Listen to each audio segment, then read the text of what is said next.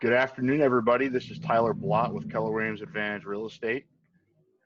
Daniel Zavadny with ZCI Residential here, joined by electrician extraordinaire Lester Vaughn with Singer Vaughn Electric. Lester, tell us a little bit about your company.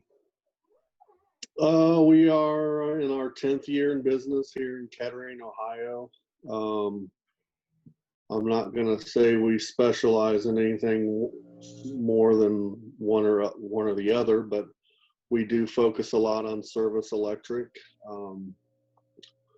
repairs and such, for anything from an outlet not working or wanting additional circuitry added to your house or your hot tub or swimming pool. Then we do some new construction, which is mostly residential. We do some small commercial, but we're geared more towards residential. Pretty much anything electrically for your home, we can take care of that. So a few of you guys, I'm sure, saw the video about how to prepare for a storm.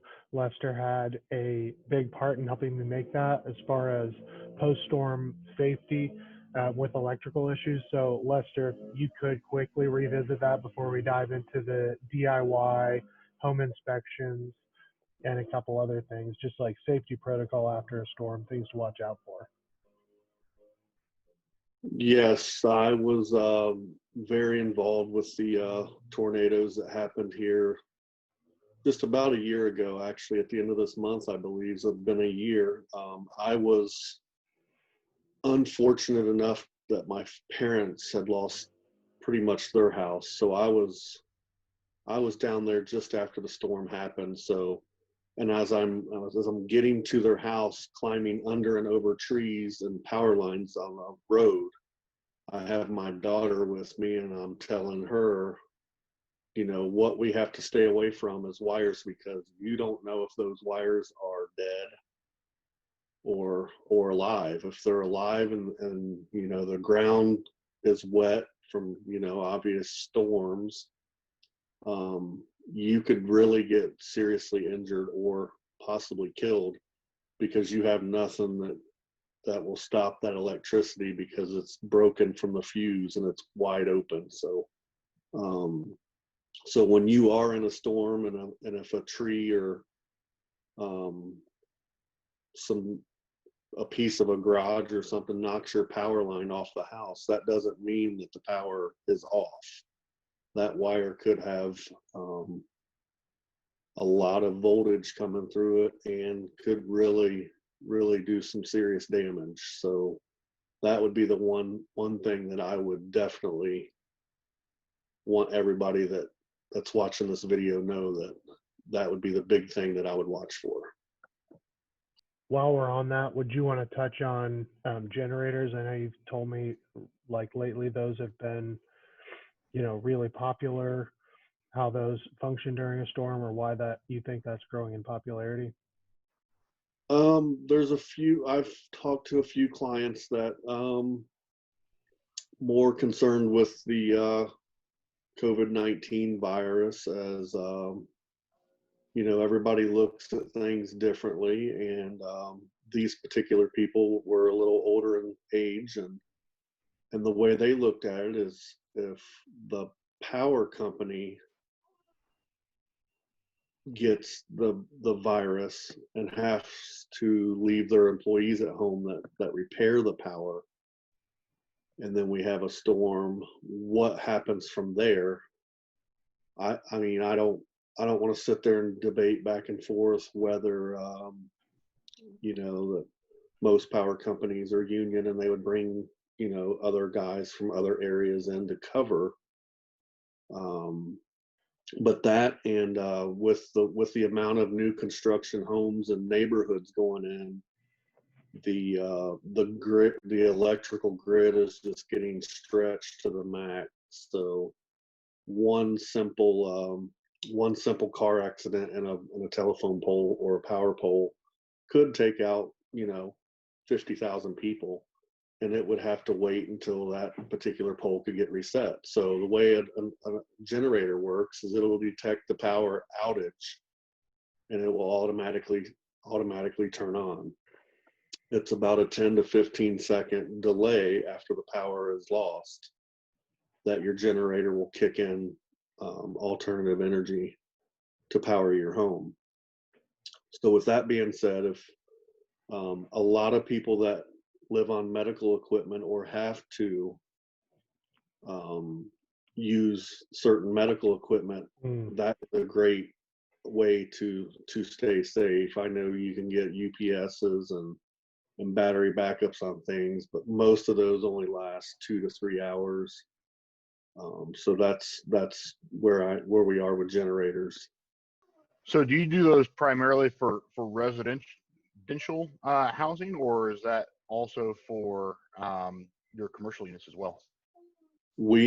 Yes, we do mostly for residential. We have been having an interest in some local restaurants and sandwich shops that are interested in having their place of business backed up, because again, if you have a power outage for a week or 10 days, that's 10 days of income you're going to lose because you have no power. So if in a commercial application, it's more of protecting your investment, or making sure that your income's not damaged by a power outage. Sure. So what kinds of damage can occur when a power outage happens, aside from food going bad and stuff like that? Food going bad, heating or cooling not being used. If you don't have air circulating in some way in your home, you could develop mold or different things that could happen without any air movement. If you have maybe a sump pump, or if you're on a well, without power, you get no water. Without power, your sewer system or your sump pump won't work. You could look into flooding issues if your house retains water. So there's multiple things that could go wrong, other than having the comfort of always having power. Sure. So one of the services that you provide is you do inspections of the electrical service in homes. Can you tell us a little bit about that? We like to consider realtors like yourself very good source of work, because of how the market's really doing good right now with buying or selling houses. I would almost say it's a high 90% that when a house sells, it's getting an inspection. I like to educate my clients on, if you see something that looks out of the ordinary, let's get it taken care of and be proactive before you sell your house, because what that does is it could delay the sale of your house. If you have your issues that you think that are an issue, with an inspection by an electrical contractor first, then that would be one less holdup that could slow the process of your sale. Absolutely. And in a very tight seller's market like we're seeing right now, it can actually give you a little bit of an advantage when competing over some of those buyer offers, to give them a little bit more peace of mind, get some of those contingencies removed. Is that right? Yes.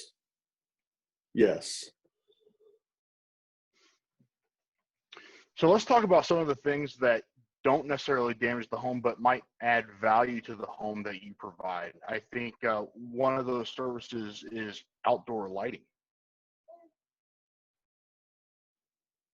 Yes, we do a lot of exterior lighting. That's obviously for a couple reasons. Folks like to show off their beautiful homes at night. We do it more for a security purpose. Not many people like to come home in a dark home. We typically would do the front of the house. A lot of people want to do the front of the house, but we try to focus on the whole perimeter of the house, and that way criminals or people that could try to break into your house could easily come in the back door around the lighting, and you wouldn't even see them. Another thing we also offer is security cameras to go along with that. So we do the smart technology in the homes nowadays, where if you have a motion light go off in the backyard, the camera's going to start recording, and we could even make it to where your kitchen lights would come on if there's motion. So we could do a lot of stuff that really would protect people, especially if you're either working from home or you're working out of town for your job, and you're leaving your family at home, and it's just a sense of security that you can really when you can watch your house on your phone and know when lights are on just by looking at your cell phone. It's a very nice sense of safety and security in your head, I think. Yeah, and Absolutely. you didn't touch on it, but I'm going to. This guy, Lester, is a genius with outdoor lighting when it comes to the aesthetics too. The security is obviously good, but if you really want to make the outside of your house pop, check out some of their Google images. I don't know how many you have up, but I've seen a few, Lester. I know we've talked about it before. This guy really knows how to make the outside of your house look great with exterior lighting. I obviously know nothing about it. I don't know if you want to expand on that, Lester. Yeah, we actually have partnered with a lighting company that all of our lighting from here on out will have a lifetime warranty. So I know people like to they like to shop the box stores and find the best deal, and I get that. But we like to do it one time, and we want to use quality product. So if worst case scenario, some of our customers with large lighting systems, they'll just have us come out in the spring, and we just call it kind of like a spring tune-up. The snow will freeze and pop the lights out of the ground when it thaws, or over the years the landscapers may accidentally mulch over a couple, or it happens. So a lot of our big lighting jobs, they will have us come out and we spend a couple hours, make sure they're all nice and straight again, and it's just another one of those services that we offer that some of our customers take advantage of. And that really makes your house stand out when you have those the nice lights on the outside. It looks really good. Mm-hmm. I think that kind of hits on another thing that we've heard over and over again from a lot of our experts, and that is, quality and standing behind your work is sometimes and often worth more than getting a cheap deal the first time. Yeah, 100%. Right. It costs you a lot more to get it done wrong and then get it done right again than to just get it done right the first time.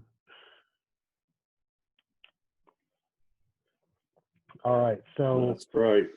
My motto has always been, and you guys have heard me say this, is get the first time because you can't find time to fix it. That's right. So I wanted to go into a couple do-it-yourself tips that you could give the audience, things that they should do themselves and some things that maybe they shouldn't be doing themselves that you've seen people attempt incorrectly.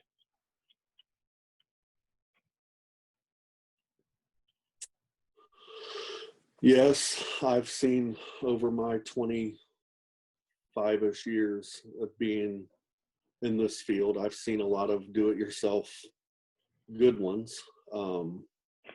I would be willing to think that 65% of DIYers that, you know, have basic mechanical skills could very easily maybe change an outlet or change a switch or even possibly change a light fixture. You know, they come with really good directions. I know some people just basically pitch the directions to the side. I know, you know, most of us men will do that. But typically most of that will have directions. And if you follow those directions pretty well, that is kind of a DIY that you could do. Now, when you start adding circuits and dedicated circuits and, you know, swimming pools are one that really drives me bad, is because the homeowner wants to save money hooking the electric to the swimming pool that, you know, you stick out in the backyard with your filter. Well, if they plug it into an existing outlet, for one, they don't know if that outlet has a ground. They don't know if it's ground fault circuit interrupted. They don't know if there's any kind of protection on that. And I've actually went out to swimming pools where people have used a 2-wire extension cord. Well, when you have a 2-wire extension cord, you definitely don't have a ground because it's not offered in that cord. So that is one big thing, is if you are putting in any swimming pool or hot tub, I really think projects like that should stick with the professionals, because there's grounding codes now that we have to go by. And there's, you know, even with an above ground pool now, you have to put a ground wire to the water. So the water is actually bonded to the system. And but most of the DIY, the, you know, light fixtures and maybe switches and outlets, switches sometimes can be a little tricky, but for the most part, like I said, if you have some mechanical skills, it's possible to do it yourself. And if you mess something up, you guys know who to call. Yes. I seen it on a service truck one time. I can't remember the company's name, but it says, "We fix your husband's mistakes." I think it was a plumber. Maybe. Really good logo. That's good. I have to ask Jerry if he got that trademarked. Yes.